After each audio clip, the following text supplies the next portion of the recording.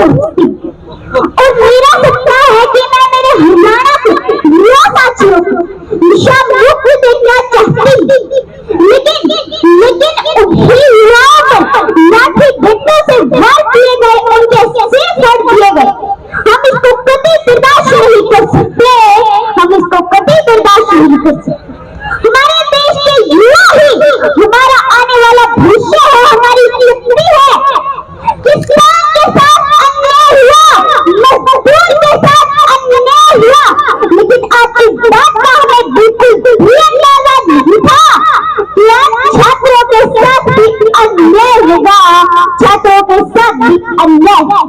मेरे नौजवान भाई बहन, मेरे देश प्रदेश का गौरव, उनकी आत्मा को ठेस पहुंचाई, उनके सर पर लाठी डंडों से वार किया गया। यह बहुत ही शर्मसार करने वाली घटना है। जब उन्होंने अपनी मांगों को लेकर अपनी आवाज उठाई, तब उनकी आवाजों को दबाने के लिए वीसी और वीसी के वॉचमैन और प्रोफेसरों के द्वारा उनकी आवाज को दबाने के लिए उनके सर पर लाठी डंडों से वार किए गए, उनके सिर पर दिए गए, जिससे वह बहुत ही गंभीर रूप से घायल हो गए, जिनका ट्रीटमेंट हॉस्पिटल में चल रहा था। प्रोफेसर बच्चों को अच्छी शिक्षा देते हैं, अच्छे संस्कार देने के लिए, अच्छा मार्गदर्शन सिखाने के लिए होते हैं, ना कि अपने ही छात्रों का, अपने ही बच्चों का लाठी डंडों से सिर फोड़ देते हैं।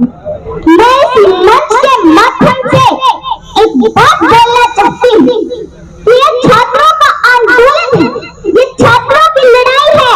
हम सब प्रदेश के साथी आपके साथ हैं, आपको घबराने की कोई जरूरत नहीं है। हमारे प्रदेश का एक बच्चा आपके साथ है, आपको घबराने की कोई जरूरत नहीं है। इस मंच के माध्यम से एक बात और बोलना चाहती हूँ कि यह छात्रों का आंदोलन है, इसे छात्रों का आंदोलन भी रहने दीजिए, इसे राजनीतिक मुद्दा ना बनाना, क्योंकि यह हमारे देश के आने वाले भविष्य का सवाल है। यहाँ हम चुप बैठने वालों में से नहीं है, यहाँ हम चुप बैठने वालों में से नहीं है। मैं यहाँ आज जो भी मेरी आवाज सुने, मेरे भगत सिंह जैसे मेरे भाइयों, मेरी रानी लक्ष्मीबाई जैसे मेरी बहनों से भी मैं इस मंच के माध्यम एक बात बोलना चाहती हूँ कि आप अपना संघर्ष जारी रखें, अपनी आवाजों पर अड़े रहिए और शांतिपूर्वक आंदोलन करते रहिए।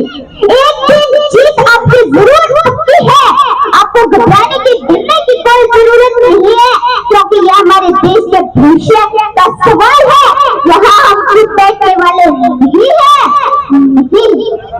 और मैं एक बात और, अगर मेरी आवाज माननीय मुख्यमंत्री जी तक पहुंच सकती है तो मैं माननीय मुख्यमंत्री जी से एक बात बोलना चाहती हूँ कि मुख्यमंत्री जी, आपकी नैतिक जिम्मेदारी बनती है कि जिस टाइम उन्होंने लाठी डंडा बरसाए थे, उसी वक्त आपको उनकी तुरंत गिरफ्तारी करवानी थी, लेकिन आपने तो अब तक आप चुप बैठे, आपने हमसे कोई कार्रवाई नहीं की है, नहीं की।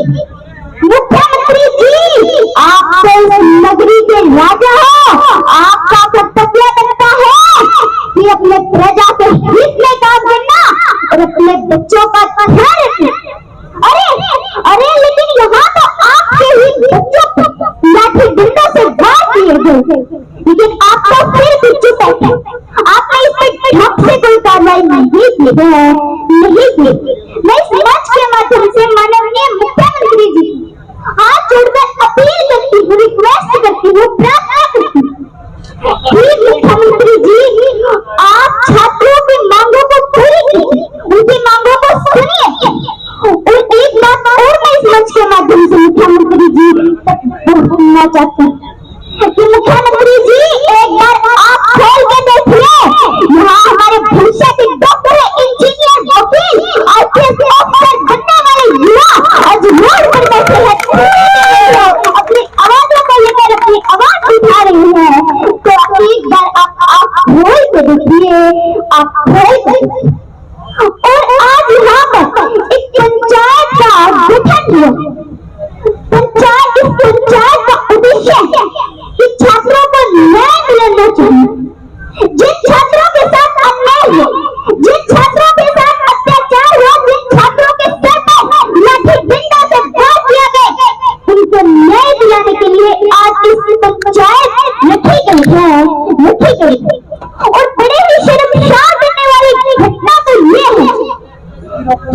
ये हमारे भविष्य के डॉक्टर, इंजीनियर, वकील, आईपीएस ऑफिसर बनने वाले बुआ आज रोड पर बैठे हैं, अपने धरने दे रहे हैं, अपनी आवाजों को उठा रहे हैं, उठा रहे।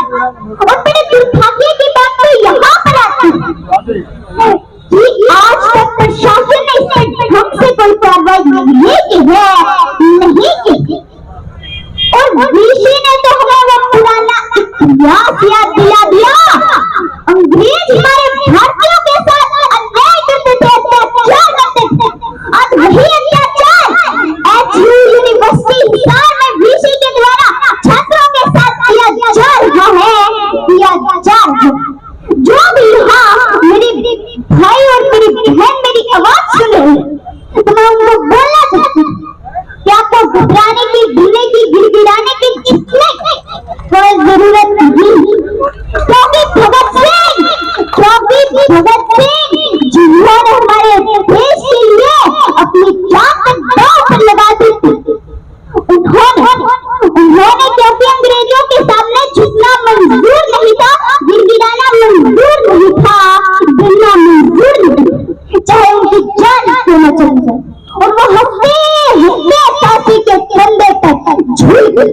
और यहाँ तो आज मेरे भगत सिंह बैठे हैं, भगत सिंह। और मैंने 3-4 दिन कुछ छात्रों से एक बात सुनने को मिली थी कि अब हम तो भूख हड़ताल करेंगे। तो मैं उन छात्रों से बोलना चाहती हूँ कि आपको भूख हड़ताल करने की कोई जरूरत नहीं है, क्योंकि ये जो ऋषि है, ये जो सरकार है, ये आपको वैसे ही कमजोर देखना चाहती है। आप भूखा प्यासा रहकर और कमजोर क्यों हो रहे हो? आप अपना अच्छा खा पी के अपना आंदोलन कीजिए।